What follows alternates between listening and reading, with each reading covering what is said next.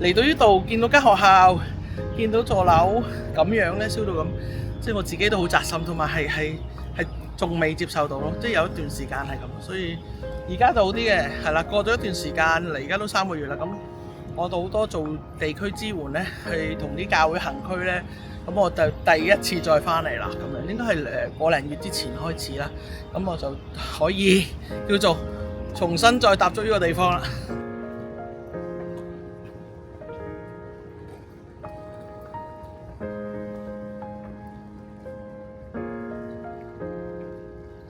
我睇翻啲相咁樣，因為我哋3個人入邊係有老中青嘅，青嗰個係我細個有份湊大佢，即係睇翻嗰啲相又會佢以前好開心嘅笑容，佢細個玩就會諗翻起嗰啲片段咯，即係我照顧佢嗰啲片段啊，佢成日拎嘢食俾我食啊，咁我就會問點解佢咁年青就走咗咧？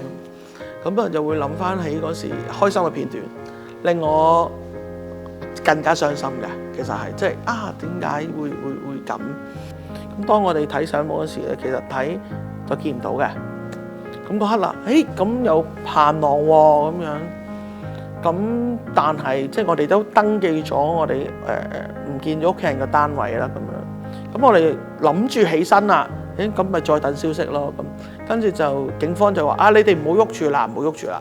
我哋揾好耐喎，又祈咗禱喎，又嚟到喎，咁但係最後原來佢哋都最終都係去翻間屋嗰度就走咗嘅。咁嗰刻我都有啲崩潰嘅，係啦，因為作為一個牧師咁樣，好似點解好似祈禱，但係最後冇咧咁樣，都係咁。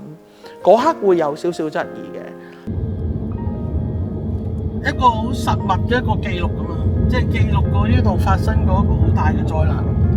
咁每一次經歷，每一次入嚟咧，都有一種感覺咧，即係諗翻你屋企人喺嗰度啦，嗰啲片段啦。咁亦都有屋企人離開咗嗰度啦，亦都有屋企人屋企燒咗啦。但係又會諗呢個地方未來會點發生？有咩事情會再發生呢？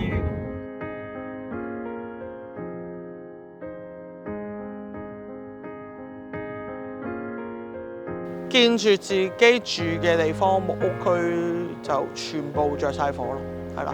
當年係5級大火啦，係啊，81年係鑽石山木屋區大火，係啦。唔知瞓下覺，夜晚就打鑼咯，係啦。嗰刻我哋知道要逃生，係啊，即係就係知道逃生就乜都拎唔到嘅，所以我屋企人就係叫話你最重要嘅嘢要拎走。咁我嗰時諗細個諗唔到最重要係咩咁，最重要就係拎起個自己嘅書包咯。就跑咯，即係跑，即係嗰種逃命嘅跑。咁最後就排隊等安置啦，咁樣。最後屋企人即係我哋自己屋企咧，就被安置喺深水埗難民營嘅，係啦。但係因為呢個痛苦回憶咧，入邊咧好特別嘅，係啦。咁小朋友咧就知道你好苦啦，咁所以有人咧有志願團體又會派糖。我記得嗰時就係派嗰個果汁糖啦。咁嗰個果汁糖咧，就係即係今次咧喺我等去富山認屍嗰陣時咧，咁又係有 NGO 嚟關心我哋。啱咁嗰個即係 NGO 我見我又唔出聲啦，咁樣我話我係牧師嚟嘅，你關心其他人啊？咁佢話牧師都要唞下嘅，跟住我請你食粒糖啦。咦，就係嗰粒果汁糖啦，即係2個寶嗰個啦咁樣。嗰種感覺就去翻我細個火災我經歷嗰時，都曾經有人送個銅糖俾我，令我雖然都係要等安置啦，咁又冇咗自己屋企啦，我乜都冇晒，衫都冇晒啦，乜都冇晒喎。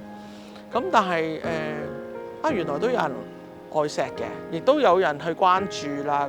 咁雖然係1銅糖，但係對我細個嚟講，我覺得係一種好嘅鼓勵啦。嗰種冇變嘅咧，就係即係災民冇咗屋企流離失所嗰種感覺係仍然都喺度。即係嗰種自己嘅屋企好地重建立咗好耐，突然間一把火就燒咗，嗰種係扎心嘅心痛嘅，係啦。但係就可能有呢啲咁嘅記憶啦，令到我覺得喺而家關心民豐苑居民嘅事上邊，我又會即係有種使命感我曾經係行過呢段路，咁好似今次我都同我屋企人行緊呢段路，我又覺得可以去同大家去分享下。其實可以一齊行咯段路，係咯。咁所以咧就話大隊長你係我哋屋企唯一一個牧師，可唔可以嚟現場啊？因為你哋會覺得點咧？即係大家舊年睇電視就會睇破地獄㗎嘛。佢哋會覺得牧師咧同南無佬一樣咧，就見得多嗰啲嘢嘅，係啦。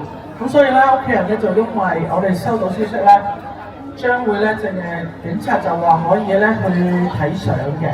我哋講睇相嘅，係啦。咁所以今日我頭先行翻嚟嗰時咧，見到廣福社區會堂咧，我個心都有啲騰一騰，因為我就喺嗰度睇相，睇兩本相簿係我哋啲街坊嚟。我記得我嗰時即係我屋企家族，我媽咪家族係即係大埔嘅居民啦，即係圍村嗰邊啦。咁以前咧嗰個廚房咧就會燒灶㗎，即係爐頭係透爐嗰啲灶啦。咁嗰時都係家庭聚會，我哋定期都一兩個禮拜會聚一次。咁好細個已經屋企教導要做家務㗎。咁嗰日咧就我負責鋪台食飯，因為都有3、4圍啦，咁要攞筷子啊食。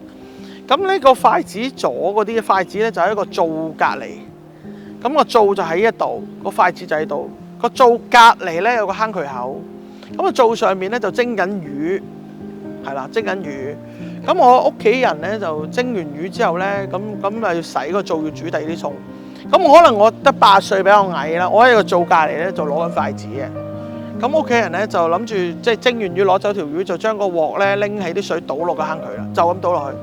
就係一倒就倒咗落我度啦，成個鑊嘅水由頭淋落嚟，係啦，就淋落嚟咁樣。咁嗰時真係熟咗嘅，因為我發現自己即係黑色㗎，即係半邊，同埋好痛，痛到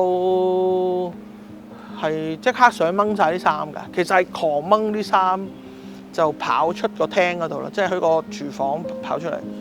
嗰時係開始暈咗啦，應該係跟住之後暈咗啦咁樣。後尾醒翻嗰時就已經喺伊利沙伯醫院啦。原來係轉送咗伊利沙伯醫院做急救啦咁樣，係啦。咁呢件事令我嗰年嘅聖誕節就喺醫院過啦，係啦。跟住就講話耶穌愛我，咁我就諗緊，我而家都行唔到啊，跛喎，點耶穌點愛我咧？咁樣即係嗰刻我唔明咩叫耶穌啦。跟住我就佢話有冇人好想認識信仰啊？因為嗰時我係認識緊嗰時啊，所以我有啲記得。咁我就舉手啦，即係得呢隻手舉到啦，呢隻手都舉唔到噶啦已經。舉手喎，我唔知你講乜啊咁樣咯，係啦。咁之後咧，其實佢哋咧就係唔知真係嘅喎，係每日嚟同我講聖經故事咯，好有趣喎。有個姑娘應該係 Christian 嚟嘅，咁佢送咗一個毛公仔俾我，係一隻當時好出名嘅一個，應該係一個快餐店嘅公仔啊。嗰隻老鼠叫出奇老鼠，我唔知有冇聽過。咁有個公仔咁樣，佢話俾我聽，嗱，你唔開心咧，你就咬佢啦，隻老鼠就咁樣啦。咁我就揸住嗰隻公仔啦，就係洗傷口，姑娘都俾嘅。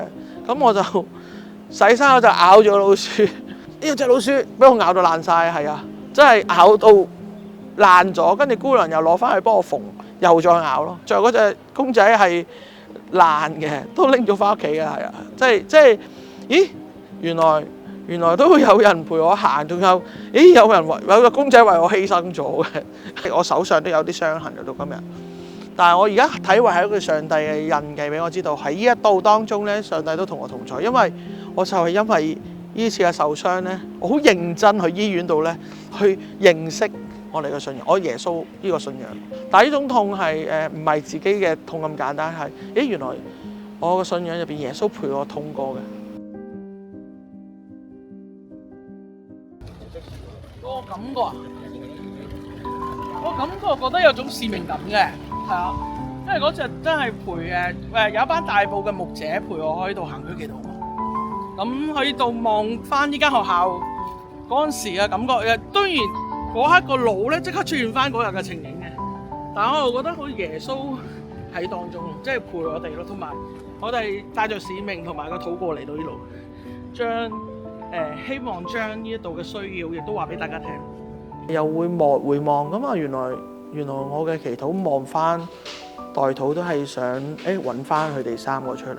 咁上帝又應允咗，我又揾翻佢哋。雖然佢哋嗰刻真係離開咗嘅，咁但係我又覺得上帝都應允俾我哋揾翻佢哋咯。即係起碼我哋知道我哋可以同佢哋道別嘅。